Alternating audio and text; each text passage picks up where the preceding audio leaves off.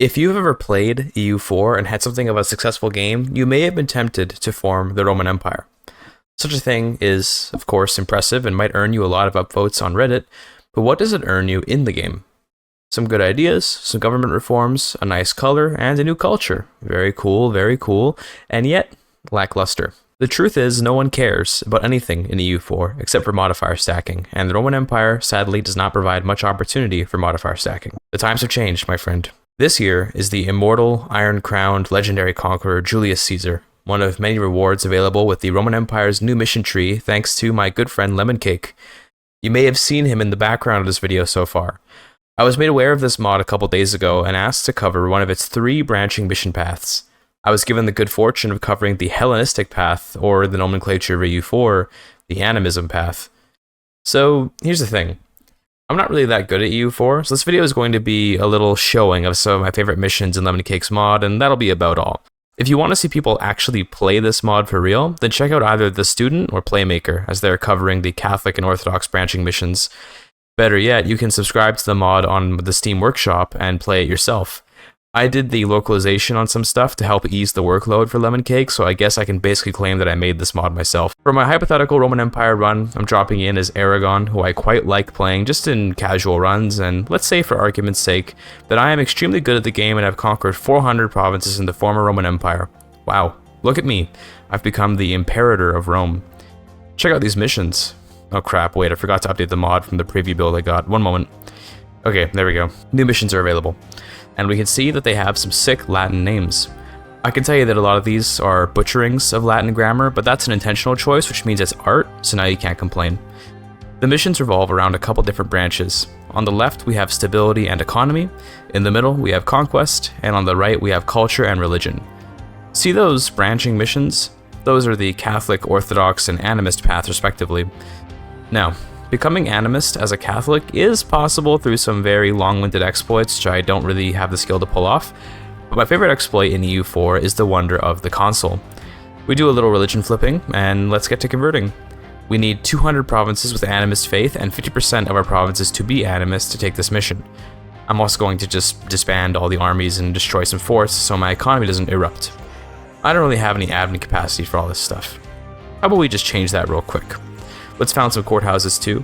I did indeed suffer through immense hand pain to build all these just for a cheated run, praise me. I'm going to take as many conversion speed policies as I can and hope to blast through those conversions ASAP.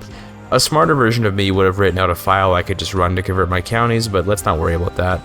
We're spreading animism here pretty fast, and we're even getting some colonies in America. I even fought a legitimate war against the Mamluks to help pass the time, although I'm really stretching the meaning of legitimate with that one. With such a huge tech advantage, it's not exactly a fair fight. Anyway, enough dawdling, let me show you my favorite mission in this tree, just for its uniqueness. Ferrum ad exercitus. This mission requires that we produce a certain amount of iron and have manufactories in iron-producing provinces, and for that alone, this mission is awesome. A lesser mission would say, conquer this iron mine, develop it to 30, and add a workshop, and blah blah. But in this amazing world of Lemon Cake modding, we're given the freedom to decide how we want to produce all this iron. Very epic, very cool. While I work on those manufactories, I'm going to do some more wars in Persia, then get bored and just integrate them instantly. Oh hey, I found a bug. Turns out I have 0 provinces in Europe. This is because this mission is asking for me to hold 600 provinces that are in Western and Eastern Europe, not Western or Eastern Europe. An important distinction for sure, but one which is hard to notice. I have notified Lemon Cake and he is now beaming the patch directly into my computer. Wait, where did System 32 go? Looking at some future missions, you're going to have to conquer much of Africa, America, and even Asia. Amazing, isn't it? Like I mentioned before, not much for GIGACHAD to reasonably pull something like this off in the 2 days I've had to make this video. So if you're looking for something crazy Roman conquest, check out Playmaker or The Student and their videos in the mod. By 1487, I've got about 35% animist provinces, which means I'm close to being able to click the mission, which will branch into the missions that I'm supposed to show you. Well done me. Let's check out some other missions, like this one all about gold. Aurum Dominationis. We need 8 gold mines with 10 production development. We'll have to get some mines in Africa or Asia for that, since I can only count 6 in my current empire. Kosovo, La Mancha, Tyrol, Tafilalt, Hunt, and Cheb. I'm also going to get some culture conversion going here. Again, mostly because I'm just looking for stuff to do, and seeing the glorious Roman culture across the map will make me happy. That being said, it is actually important to do so because of the culture-oriented missions that require us to do a lot of culture conversion. In order to access the Imperium Aeternum mission, we'll need all the previous missions, and that mission unlocks all the big ones afterwards. By the way, I have suggested to Lemon Cake that he add a super secret Roman Empire path where you become Zoroastrian. I'm just saying, it would be very funny to play a Zoroastrian Roman Empire. Leave a comment and a like if you agree. That is all. In the year 1512, I have finally achieved enough animism conversion to complete the Imperial Fides mission, and in so doing, I have unlocked the unique missions to my version of the run. We must restore all the pagan monuments, which will make of Rome an even greater city than it's ever been, and we must conquer every pagan holy site so we can assimilate every single one of them. Not gonna lie, it's a bit hard to see all these provinces. Maybe just make a custom tooltip, and the highlight function can be how you see where they all are. It's basically to conquer and convert all the holy sites of all the pagan religions, and it looks like they somewhat correspond to the location of CK3's pagan religions. Very nice. Anyway, getting all those monuments isn't too tough, and now we can restore the pagan groves of Rome. Using the magical power instilled in us by the gods, we can do something truly horrific yet truly amazing. By controlling 1,000 provinces and having 100,000 ducats, we can bring back the ultimate Roman emperor in more ways than one. Gaius Julius Caesar shall cross a new river, the Styx, and reclaim his imperial mandate. He's kind of incredibly powerful, although by the time you get him, do you really need him anymore? Anyway, let's immensely develop Italy and begin the great Roman draft for Julius Caesar's armies. Look how impressive this guy is.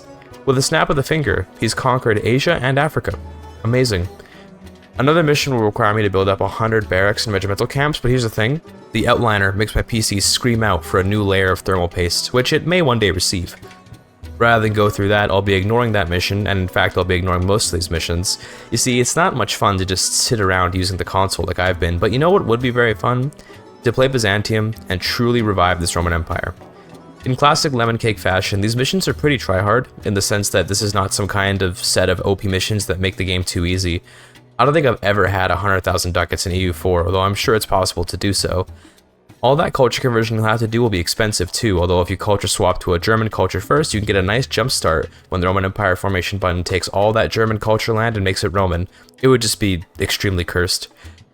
Beyond the missions I've shown you, there are yet more, by the way.